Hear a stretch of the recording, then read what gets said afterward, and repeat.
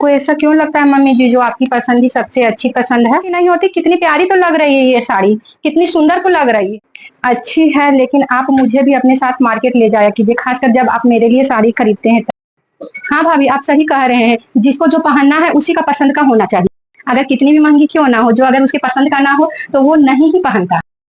तू मेरी बहू का मन मत बढ़ा, अभी मेरा मालिकाना है घर पे। अभी मैं हूँ मालिक, जो बहू को मैं बोलूंगी वही पहनना पड़ेगा। आप चिंता मत कीजिए भाभी, मैं हूं ना, मैं बोल रही हूँ ना।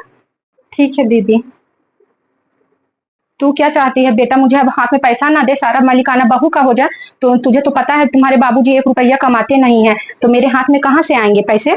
तू खुद गलत सोचती है माँ, कि किसी की इच्छा को दबाकर उसकी खुशियों को मारकर कोई उस मालिक या मालकिन नहीं बनता, वो सिर्फ नाम का रह जाता है। इसलिए अभी भी समय सुधर जा, वरना कब हाथ से बागडोर निकल जाएगा तो आप तुमको खुद भी पता नहीं चलेगा। और वैसे भी आजकल के बहू बेटे माँ बाप से ज्यादा समझदार होते हैं, कि कैसे घर और गृहस्थी चलती उन लोग को अच्छे से आता है। बात तो तू ठीक ही कह रही है, पैसा तो बेटा ही देता है। जब उसकी बीवी ही खुश नहीं रहेगी तो मेरे बेटे पे पड़ेगा उसका असर। ठीक है, तू कुछ पॉइंट वाली बात की ना, क्योंकि बेटा अपने कमाई से अपनी माँ को खुश रख रहा है, तो माँ का क्या फर्ज है कि अपनी बहू को खुश रखे। हाँ ठीक ही कहती है तू। बहू, बहू। जी मम्मी जी, आ रही हूँ। भाभी जल्दी आइए, आपके लिए सरप्राइज है। आ गई। क्या लेना था तुझे, चल ले ले।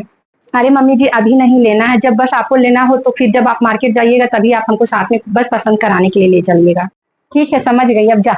बहुत बहुत धन्यवाद मम्मी जी, अब मेरे पास भी मेरे पसंद की सारी सामानें होगी। और फिर पहले आप जो लाए हैं पहले वो यूज तो मैं कर लूँ, फिर खत्म हो जाएगी तो फिर लेंगी।